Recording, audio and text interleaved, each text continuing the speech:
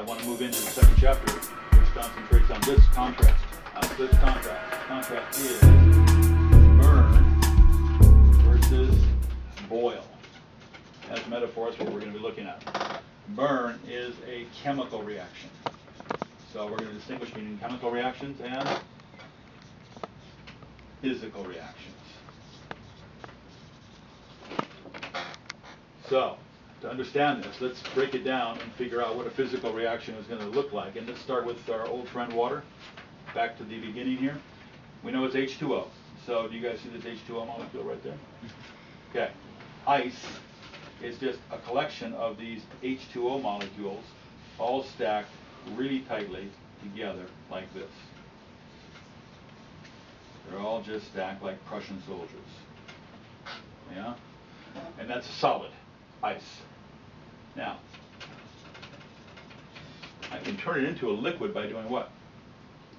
Adding heat. And what does heat do to the molecules? Makes them move faster. And when they move faster, they're really tightly bound together here, right? And when they start vibrating faster, they start pushing and knocking into each other. And eventually they push each other apart. And when they get far enough apart, they become a liquid. So it's like the generals come in and told the soldiers, okay, at ease. And they all kind of like slouch around and say, okay, we'll take it easy. But they're still connected together. Yeah, still in the same room, so to speak.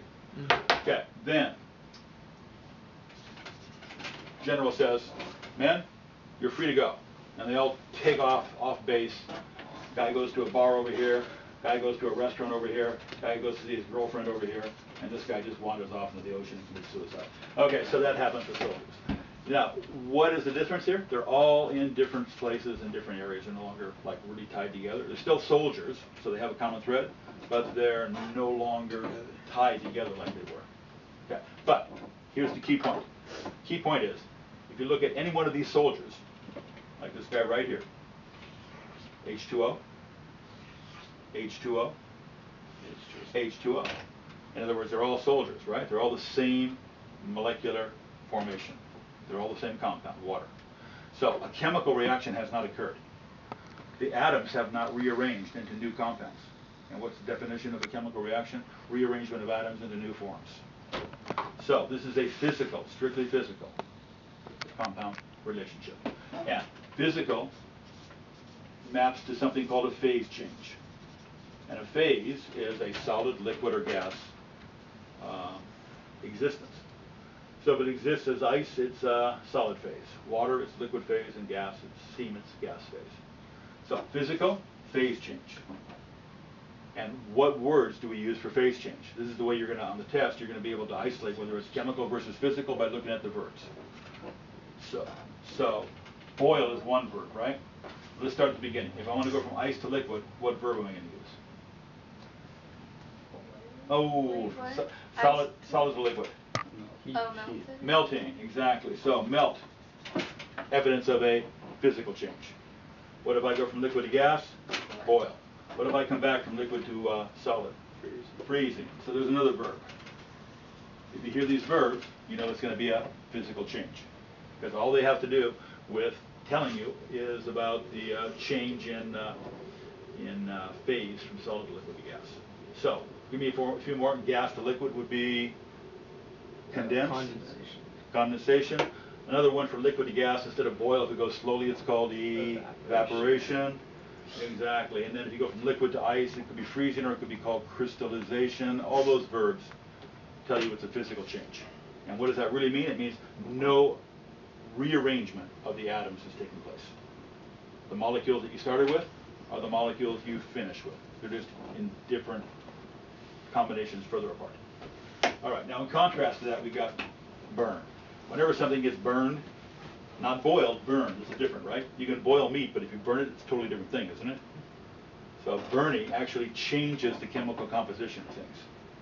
So when you change the chemical composition of things, what kind of change? It's a chemical change.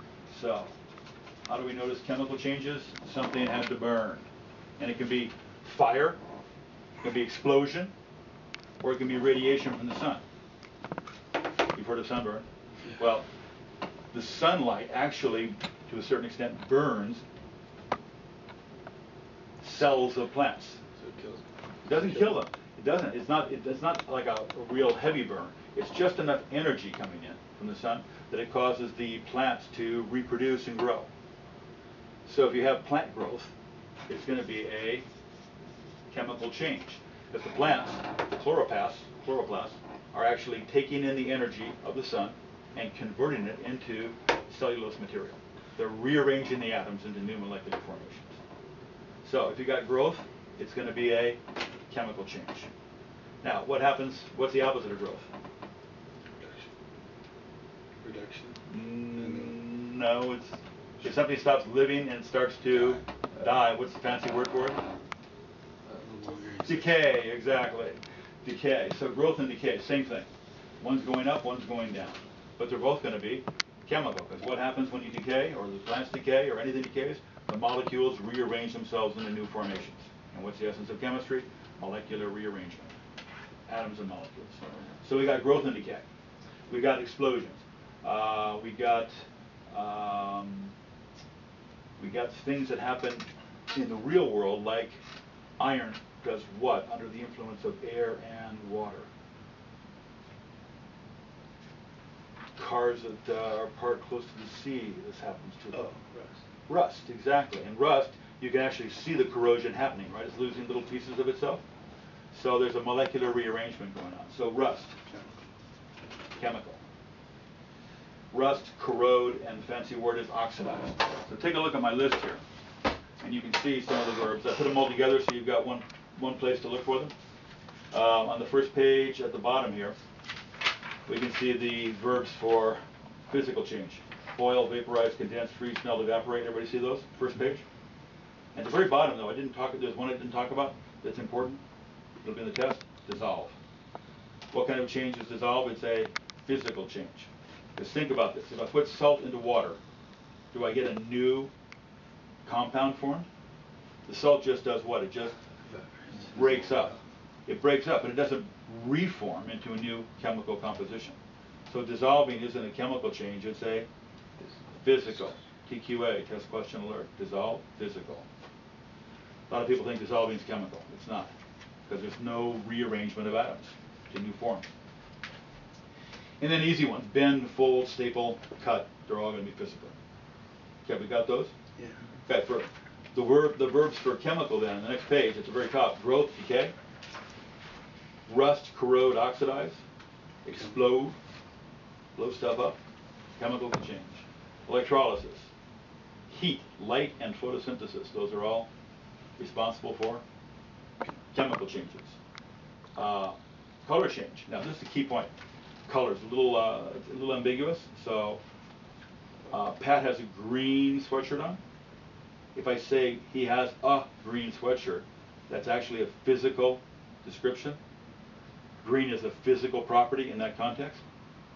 But if he takes that sweatshirt home and puts it in the washer with some bleach, and it comes out lime, it has undergone a chemical change. So here's the key point. If the color changes, then it's chemical. If the color is just there, it's physical. So watch out for that on the test. But it doesn't change if it goes to the wash, right? Yeah, if you put bleach on it. Oh, so you can bleach it, yeah. Chemical. But Yeah, if you put bleach, it's going to cause a chemical reaction, and it's going to wash out the color, and it'll come back lime. If you leave it the same, it's a physical. Exactly. Or if you just describe it, it's a physical. So color is a physical property, but color change is a chemical process. Physical property, chemical process. People always get that confused, so watch out for it. What else? Ferment, curdle, and digest. Nice words. When you eat material, whether it's plant or animal, your stomach produces hydrochloric acid, and the acid does what? It breaks down the material and rearranges it into new compounds. Proteins get turned into amino acids. Fats get broken down into triglycerides, or built up into triglycerides, or broken down into omega-3s or omega-6s, or whatever combination of bonds they have. So all this stuff goes on in your stomach, so therefore what's happening? It's a chemical change, because new compounds are being formed. Old compounds are being broken up. And then a precipitate. Look on page 240. for a precipitate. This is also, test question alert, a indication of a chemical change. So on page 240, if you take two liquids, like right here, liquid A and liquid B, and you put them together, then sometimes they will form some solid gunky stuff. You see the solid yellow gunky stuff? That's called a precipitate. So whenever you put two liquids together and some of it consolidates itself into a solid, it's evidence of a chemical reaction. These liquids have come together and the atoms in the liquids have rearranged themselves into new compounds. Chemistry in action. Everybody good? Question, Betsy? Nope. Okay, good. So where are we? New compounds now, new definitions.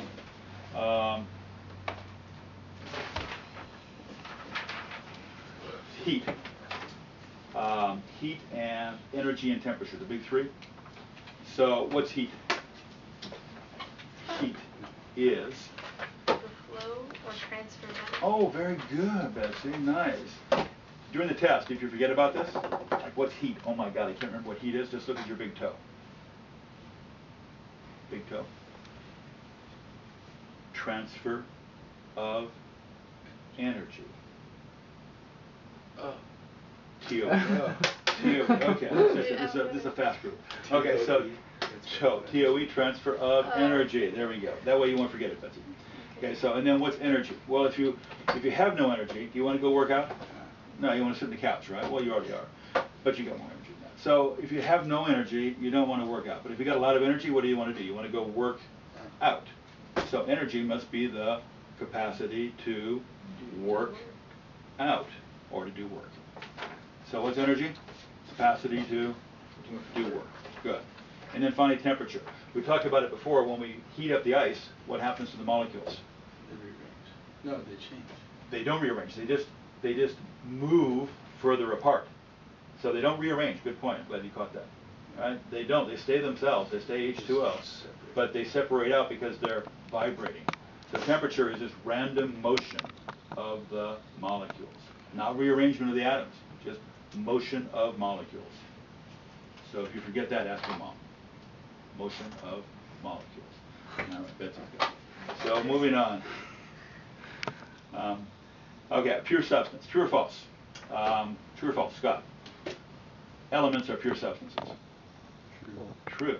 So Betsy, true or false? Compounds are not pure substances. False. Exactly. They are pure substances. Wait, what? Did I get it right? She said false. I know, but I said not. You did say So not is it true? that. All right, let me rephrase it.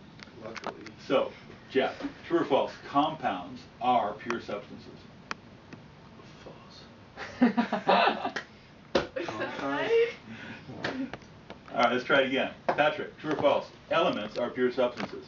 True. True. And then Scott, true or false? Compounds are pure substances. False. No, it's true. True. Okay, so look, guys, that's why it's confusing, right? So you won't miss it on the test now, because I beat it to death. Here we go. These things right here, where were they? Elements and compounds. There's an umbrella here. These things are both called pure substances. Pure substances. So elements are pure substances, and compounds are pure substances. Now, there's actually a reason for this and a rationale.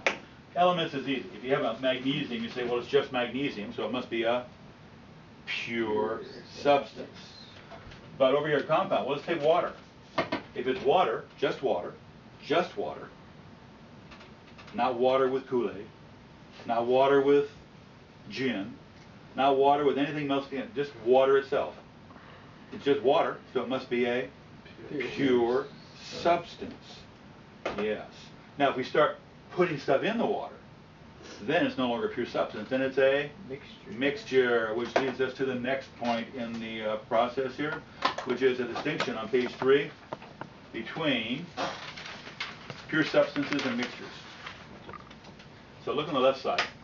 You see pure substances? And what two things are under pure substances? Element and compound. Oh, elements and compounds. Betsy said, why didn't you give us this before then? Okay, so and what about the other side? We got mixtures. Now there's two types of mixtures. Just like there's two types of sexual persuasions. We got hetero, and we got homo. Exactly. So mixtures. Two types of mixtures. Homogeneous mixtures and heterogeneous mixtures. Now, homogeneous mixtures, for us, they're not a problem. They're a solution. Exactly. But for some people, they're a problem, like the Mormons. Now, anyway, for us, homogeneous mixtures are just solutions. No problem. We don't have any problem with that. And then heterogeneous mixtures are called suspensions. So two names for these different types of mixtures. Homogeneous mixtures, solutions. Heterogeneous mixtures, suspensions. And the biggest distinction here between the two, aside from the names, is the fact that heterogeneous are characterized by chunks. There's a technical term. Chunks and or fat oil. If they've got chunks or fat or oil, they're going to be heterogeneous. No chunks, no like fat. The one in, like the one in the book? Yeah, like which one? The Oh, the one. precipitate? No, that's different because that's, well, it is. No, that's a little different. No, it's actually coming out of solution and it's becoming a solid. So it's no longer a mixture. It's actually a new compound. And it's a solid compound at the bottom. But here's what I mean. You're thinking the right way. So just twist it a little bit. Something like chicken pie, muddy water, Okay. orange juice with pulp, Okay. tea with leaves. Okay. They've all got Just chunks, yes? Yeah. So chicken pie, you got chunks of chicken, peas, carrots, right? Swimming in a kind of broth. And if you have like muddy water, you got mud, you got leaves, you got other gunk in water. And if you have milk, or let's do salad dressing. Oh, wait, so that means that it doesn't like actually Mix, in. exactly. So if you have something like salad dressing is just oil and vinegar, and vinegar is water. So if you have salad dressing, you're mixing oil, which is fat, with water, which is not fat, and you get a heterogeneous suspension. So what's the characteristic? It either has chunks, so you can see the separation between the components of the mixture clearly, or it has separation that you can see between the layers of the mixture, in this case oil and vinegar. And then to reduce it to an even further microscopic level, if you take it way down here to a microscope, here's a slide, and I'm going to put a drop of milk on it. And a drop of milk is actually a watery kind of drop with a whole bunch of little fat globules. Do you see them all here? These are all little fat globules. In other words, chunks. Very tiny ones, but they're still chunks. So, as long as you have separation of substances, whether it be layers or chunks or pieces, it's going to be heterogeneous. If you have no separation, no oil, no chunks, it's going to be homogeneous. So let's do the routine here. What would be a homogeneous solution? Something that has no chunks and it's clear all the way through and it doesn't have any change in composition wherever you look. Salt water. Salt water. So salt water is classic. Same thing with sugar water. Salt, sugar, water. Once you stir it, it's homogeneous the whole way through. You can't see any distinction between any one particular layer. Put a teaspoon in here, put a teaspoon in there, same stuff, yes? How about OJ from a concentrate? Yeah, how about OJ with pulp? No. Chunks, hetero. No chunks? Homo. How about coffee with no grounds? Homo. How about coffee with grounds? Turkish coffee, espresso. Going to be hetero.